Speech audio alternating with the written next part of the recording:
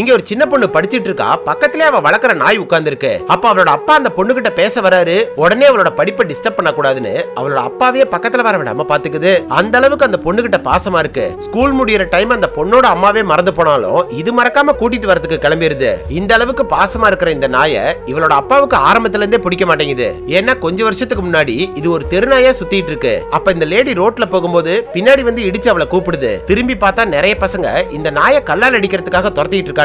So இத அங்க இருந்து காப்பாத்தி வீட்டுக்கு கூட்டிட்டு வந்துடுறா. ஆனா இவர் அதை வீட்டுக்குள்ள சேர்த்துக்காம வெளியிலே நிக்க வச்சிடறாரு. ஏன்னா ஏற்கனவே இவங்க வீட்டுல ஒரு நாய் வளர்த்துட்டு இருக்காங்க. அவர் அந்த பக்கம் போனதும் அவர் வளர்க்குற அந்த நாயை இதுக்கு கதவை திறந்து விட்டு வீட்டுக்குள்ள விட்டுருது. ஒரு நாள் இதை வாக்கிங் கூட்டிட்டு போகும்போது ரோட்ல போற ஒரு சின்ன பசங்களை விடாம கடிக்கிறதுக்கு போகுது.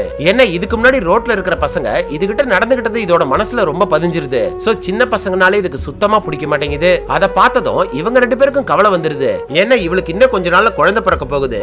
எங்க இதால அந்த குழந்தைக்கு ஆபத்து வந்துருமோன்னு பயப்படுறாரு. ஒரு நாள் அவங்களுக்கு பிரசவ வலி வந்து ஹாஸ்பிட்டலுக்கு போறாங்க. இது கண்ணுல அந்த குழந்தைய காட்டிடக்கூடாதுன்னு இதை ஹாஸ்பிட்டலுக்கு வெளியிலே நிக்க வச்சிடறாங்க. அப்ப அங்க யாரும் பார்க்காத நேரத்துல இந்த நாய் அந்த ஹாஸ்பிட்டலுக்குள்ள நுழைஞ்சிருது. அங்க அவங்கள அட்மிட் பண்ணிருக்கிற ரூம் தெரியாம சுத்திட்டு இருக்கு. அதுக்கப்புறம் அதோட மோப்ப சக்தியை வச்சு அவங்க ரூமை கண்டுபிடிச்சிருது.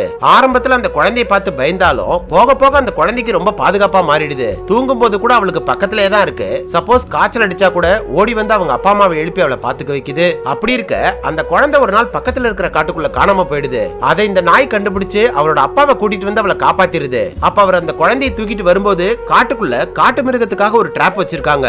அதுல இவரோட கால் பற்றக்கூடாதுன்னு இவர் தள்ளி விட்டுட்டு அது அந்த டிராப்ல மாட்டிக்குது. அது போனதுக்கு அப்புறம் தான் அது எவ்வளவு பாதுகாப்பா நம்ம பொண்ணை பாத்துக்கிச்சு நினைச்சு வருத்தப்படுறாரு.